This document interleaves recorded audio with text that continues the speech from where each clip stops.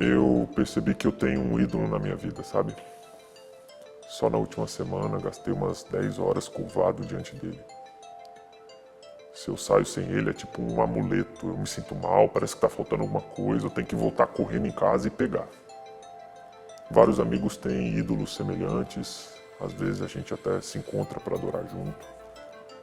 Eu preciso que Deus me ajude porque eu sinto que esse ídolo está me aprisionando. Eu gasto mais tempo com ele até do que com Deus. Esse ídolo não é um amuleto, não é um santo. O meu ídolo é meu celular.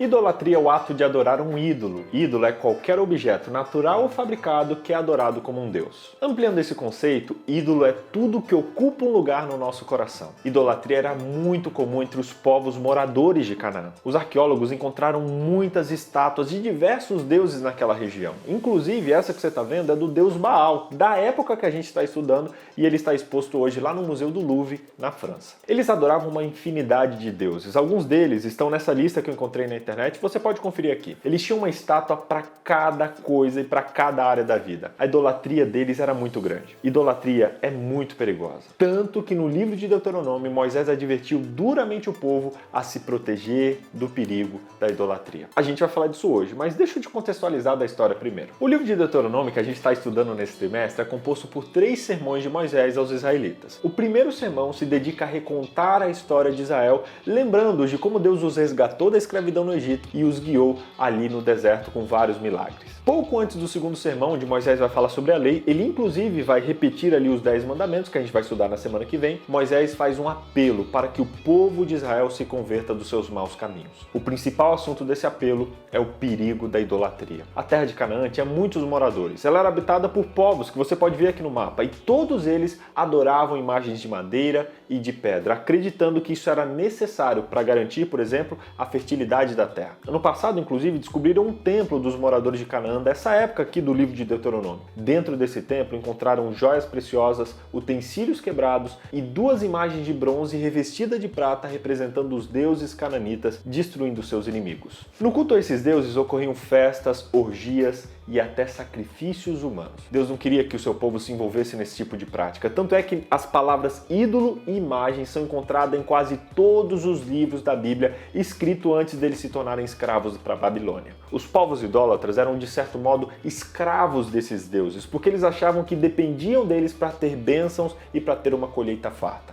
Ser humano sempre tentando estar no controle ilusório das coisas, querendo o caminho aparentemente mais curto para se sentir abençoado por Deus. Hoje nós corremos perigos muito semelhantes, isso porque a idolatria não está apenas nas estátuas. Idolatria é essencialmente a rebelião no coração que nos leva a amar e a adorar algo ou alguém mais do que o próprio Deus. Muitos se orgulham de não adorar estátuas, mas adoram outras coisas. Adoram um aparelho celular, uma rede social, um emprego, um hobby, uma pessoa, um namorado, um artista. Qualquer coisa que você ame mais do que a Deus é um ídolo. Cada um de nós deve examinar o próprio coração, porque a idolatria está mais presente na nossa vida do que a gente imagina. E eu te pergunto, que outros ídolos existem nos dias de hoje? Escreve aqui nos comentários alguns exemplos e, se tiver coragem, escreva aqui qual é o seu ídolo que você tem colocado acima de Deus e que hoje você quer deixar de lado para adorar somente a Deus. Se você escrever, eu vou estar orando para que você seja liberto e consiga viver sem ser escravo da idolatria. Obrigada.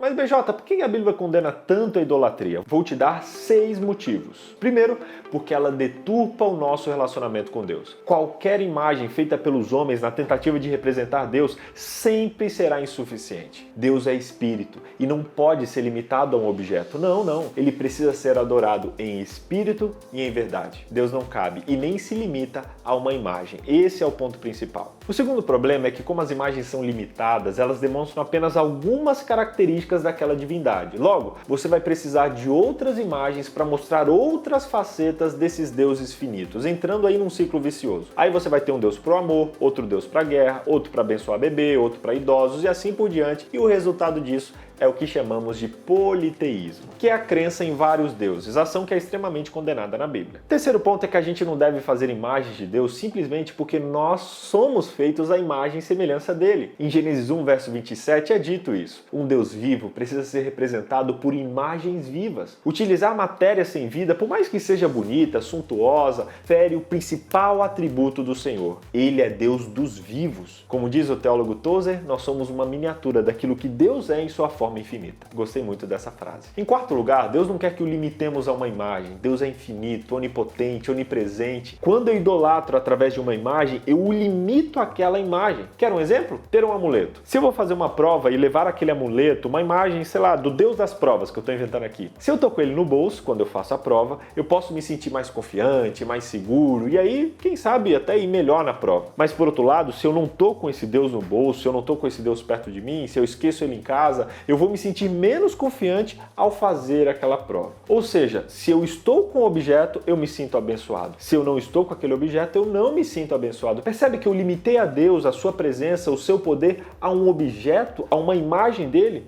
Isso é limitar Deus e se tornar escravo de um objeto. Não vale a pena. Deus não quer isso para você. Quinto ponto é que ter um ídolo é, de certo modo, querer manipular a Deus. Na cultura católica, por exemplo, algumas mulheres colocavam a imagem de um santo de cabeça para baixo, o Santo Antônio, para castigá-lo caso ele não enviasse um namorado para elas. Eu posso colocar o ídolo onde eu quiser e, de certo modo, manipulá-lo. Quando Deus proibiu a idolatria, ele estava mostrando que não poderia ser controlado pelos seres humanos. Era como se ele dissesse: eu não quero que vocês me carreguem nas suas costas, podem deixar que eu mesmo carrego vocês. Os seres humanos que adoram ídolos são levados da dependência de Deus para a confiança em algo que expressa os seus próprios pensamentos e os seus próprios sentimentos. Sexto ponto é que a idolatria geralmente é ligada à imoralidade. Em Romanos 1, verso 23, Paulo condena as pessoas que trocam a grandeza do Deus imortal por imagens de seres mortais. Esse texto inclusive comenta que eles adoraram e serviram coisas que Deus criou no lugar do próprio Criador. E completa dizendo que, como resultado da idolatria, essas pessoas são entregues a desejos pecaminosos do seu coração e fazem coisas desprezíveis e degradantes com o próprio corpo. Paulo inclusive cita algumas dessas relações absurdas que você pode conferir lendo Romanos capítulo 1, versículo 30. Relações sexuais não naturais, atos indecentes, ganância, ódio, inveja, homicídio, discórdia, engano, malícia e fofocas. Eles espalham calúnias, odeiam a Deus, são insolentes, orgulhosos, arrogantes e inventam novas maneiras de pecar e desobedecem aos seus pais. O meu conselho para você é: fuja desses perigos. Qual desses problemas aqui que eu citei da idolatria você acha mais perigoso? Deturpar o nosso relacionamento com Deus, levar ao politeísmo, ignorar que somos imagens de Deus, limitá-lo a uma imagem material ou ser uma tentativa de manipulá-lo? Escreva aqui nos comentários qual deles você acha mais perigoso. E se você é escravo de um ídolo e não foi liberto, Ainda. Isso mesmo, ainda. Eu vou te contar agora a receita para você vencer a idolatria. Lembre-se de tudo que Deus já fez na sua vida. A idolatria é o resultado do esquecimento de tudo que Deus já fez na nossa vida. Por isso que Moisés ele gasta um tempão desse primeiro sermão recapitulando a história do povo de Israel e de como Deus os livrou em toda a jornada deles. Esse é o principal antídoto contra a idolatria. Se lembrar de como Deus agiu na sua história. É tipo um relacionamento. Quando no meu casamento, eu e a Dani, a gente ficou grávido da Catarina, o casamento ele passou por um momento muito estranho, sabe? As emoções ficaram à flor da pele, desafios aconteceram em várias áreas e foi bem louco esse momento. Algo que nos ajudou a superar isso foi nos lembrar de como era o nosso relacionamento antes daquele período. Lembrar das coisas que a gente já tinha passado juntos, aquilo que a gente já tinha superado juntos, nos mostrou que aquilo que a gente estava vivendo era apenas uma fase passageira que logo seria superada. Com Deus acontece a mesma coisa. Olhe para trás na sua história e perceba tudo que Ele já fez por você nesse mundo e nesse espaço de tempo que você viveu. Perceba a bênção que foi nascer, os livramentos que Ele já te deu, as conquistas que Ele te proporcionou, os momentos felizes que você já viveu. Entenda que tudo isso foi ação de Deus na sua vida, por isso não vale a pena trocá-lo por nenhum outro Deus com D minúsculo que apareça na sua frente. Olhe para a sua história e reconheça: o Senhor é Deus nos céus e na terra, não há outro além dele. Assim como o povo de Israel, perceba que mesmo Deus sendo o governante do universo, Ele ainda está perto de você quando você invoca. Quem tem um Deus assim, tão próximo como o nosso, você não precisa de outros deuses de mentira se você entende que já tem um Deus top como esse. Por isso, fiquem muito atentos. Cuidem-se para que não se esqueçam daquilo que viram com os próprios olhos. Não deixem que essas lembranças se apaguem da sua memória enquanto viverem. Passem-nas aos seus filhos e aos seus netos. Eu sugiro que você faça uma lista agora de momentos incríveis em que Deus, o Deus real, se mostrou fiel na sua vida. Colhe na porta do seu guarda-roupa, em um lugar que você veja todos os dias, e quando você for levado a querer amar algo ou alguém mais do que a Deus, olhe para esse papel e se lembre que não tem nada e nem ninguém igual ao nosso Deus. Ai, que lindo!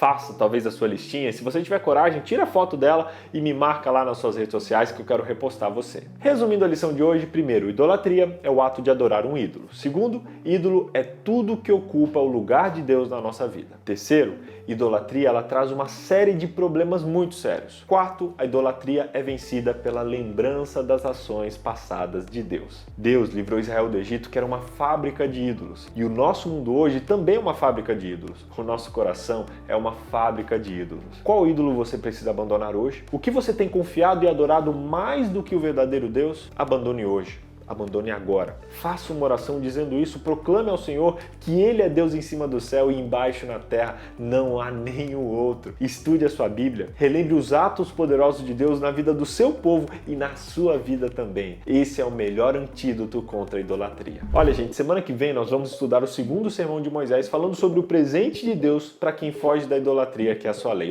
Não perca o próximo estudo, eu vou te mostrar que a lei de Deus é muito mais incrível do que você imagina. Até semana que vem, te espero lá.